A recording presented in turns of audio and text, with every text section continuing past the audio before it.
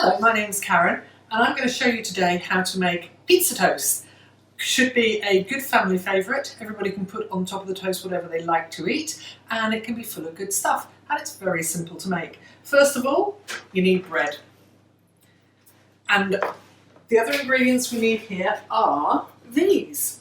So here I have got cheese. Doesn't matter what sort of cheese, it just has to be sliced. Salami, you can use chicken, you can use ham, you can use whatever you like in terms of meats and tomatoes, which we're going to slice. Some Italian herbs, dried, simple, mixed, or straight oregano, whatever you fancy. Just adds to the right flavour, but if you don't like it, don't use it. My family love black olives like these. They're very cheap, they come in a tin, they're easy to use, they're very sweet and lovely. Some onion, we love onion in our family, and garlic. You may not like it, you don't have to use it if you don't like it, but it's a useful thing to add onto it. Now my lot also love capers. Capers are little salty berries, they're full of flavour and they're really nice on pizzas. Then for your red stuff, we've got some sliced peppers here, sweet red peppers, thinly sliced. You don't have to use these, you can use ready done ones, whatever you fancy. And then just to add a good spurge of flavour, a cheap, nothing fancy pesto sauce. Again, this is down to your choice. If you don't like the taste of pesto, you don't have to use it, but my lot love it. So here we go. Right, the other ingredient that is essential is simple tomato paste. You don't have to do anything with it. We're just going to squirt it on top of the bread at some point. Here we go. Now you take the bread, a little bit of oil. I use olive oil. You can use any oil you want, but actually olive oil is nicest for this because it adds a bit of flavour. You simply put a wee bit on either side of your bread. Now I've got a lovely pizza tray here. I've already done 2 of the breads with a little bit of oil on either side. That's the one I've just done in front of you. I've got my oven on 200 degrees, so it's a hot oven really, not a boiling hot, but a hot oven. I'm going to put that in there and leave it in there for 3 minutes, which, here we go, 1, 2 and 3.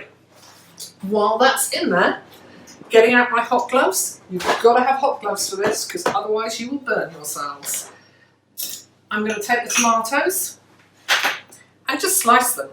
Really easy. Little slices is going to go on top of your first layer of cheese. This pizza has 2 layers of cheese, which makes it super yummy. I always like my tomatoes to be good and ripe. Those greeny, yellowy, paley red things that you get in the supermarkets don't really have any flavour. But here's a tip that I'm not sure everybody will approve of, but if you're using tomatoes in a salad and they're not full of flavour, put a little teeny sprinkle, and this is Norman here. As you can see, Norman likes tomatoes, I don't think. Put a little teeny sprinkle of sugar on your tomatoes in a tomato salad to add to the flavour. There we go, that's that done. Now, black olives. To stop them rolling off your pizza, you need to slice them in 2. Here we go. Be careful of those fingers if your knife is sharp.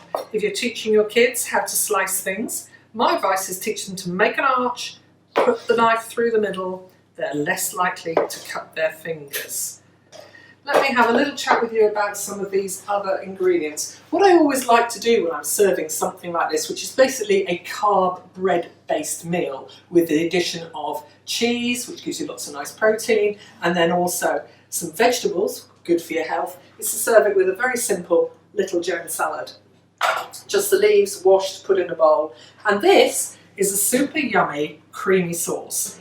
Might look like it's complicated to make, but actually all you do is you take some mayonnaise, add a little bit of milk to it, whiz it round with a fork, add a little bit of lemon juice and some salt and pepper, and you're done. It's a super flash, yummy dressing to put on your salad that makes it slip down an absolute treat.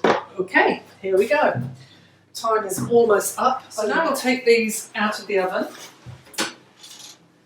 Those few minutes in the oven will have just slightly crisped up those base there and makes it yummier to eat. Remember to use gloves so that you don't burn yourselves. So then we take one of these, that regular tomato puree that I told you about, put a little squidge of it down the middle like that, and just use the back of a spoon to spread it around. And this will give you a lovely tomatoey flavour that leaves just a weeny bit more there. And I don't know about anybody else, but the equipment in my kitchen spends most of its life beeping at me. So I'll just switch that off. There we go. So that's one of those. Quickly do the other two. Just down the middle again. And down the middle of that. Squidging stuff out of tubes is always good fun.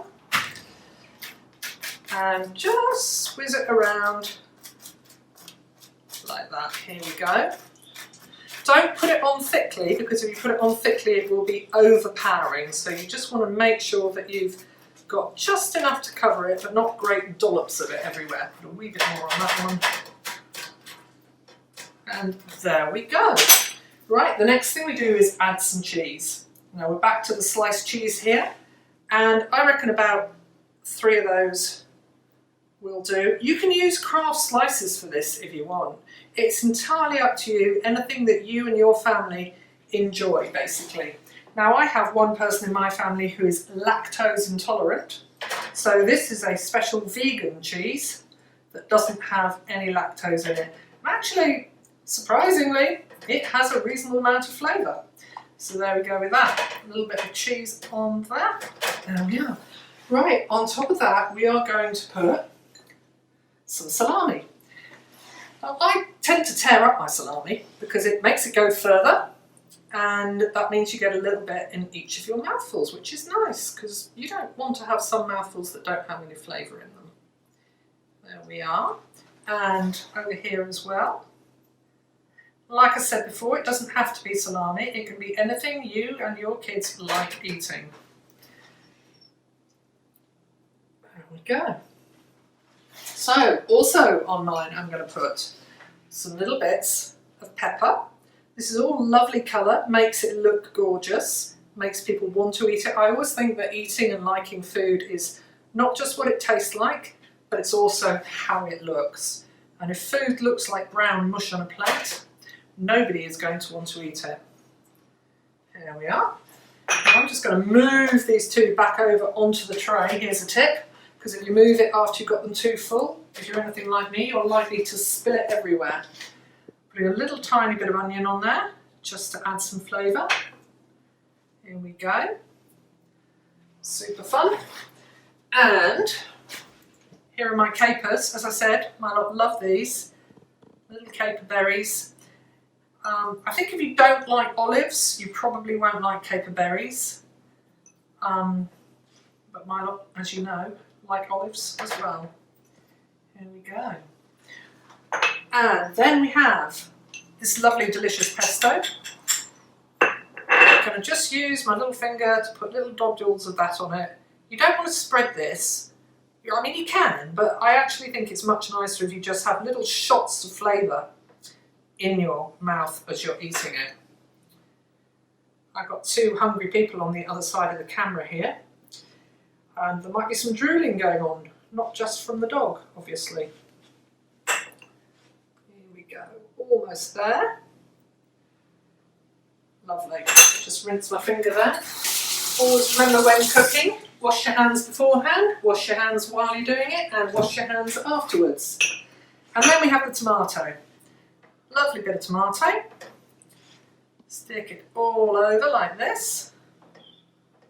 So you can start to see why I've said put the toast on the dish that you're going to stick in the oven before you finish covering it in all these yummy things, because it gets piled quite high.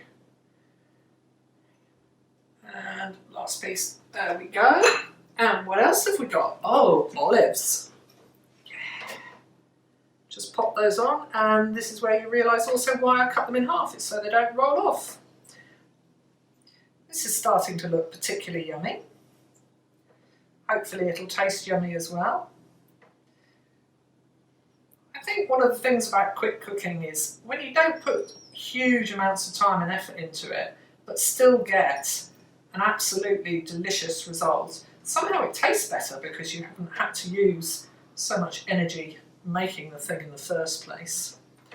And then we just do a little smattering again of the rather lovely cheese on top. Here we go.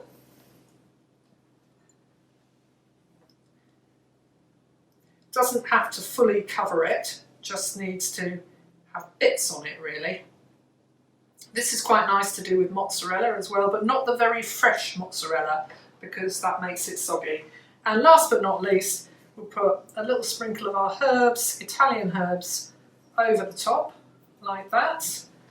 And if you like it, a wee grind of pepper. There we go. And once you've done that, you're ready to go in the oven. And here you go, it's a quick look at it.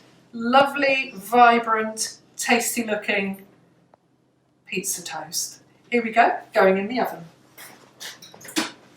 So these have now been in the oven for about 5 minutes on a hot oven at about 200. Here we go, taking them out. As you can see, the cheese is all melted beautifully on the top. Just close that oven up so nobody burns themselves on it. Switch it off so we don't waste electric. And I am just going to fish them off the tray to give them a chop. Here we go. So, 1, 2, they're lovely and crispy, warm, they smell delicious. 3, here we go. And we're just going to put them on the little server here. So we'll have a lovely pile of TV sitting in front of, friendly dinners for you and your family to enjoy. Let's not lose that bit of cheese there. There we go. I have to say that the more cheese you put on it, the better it sticks together. There we go. Last bit of cheese. Pop that out of the way. Some lovely salad leaves, fresh and delicious. A drizzle of this easy peasy creamy sauce. And it looks to me like you're ready to go.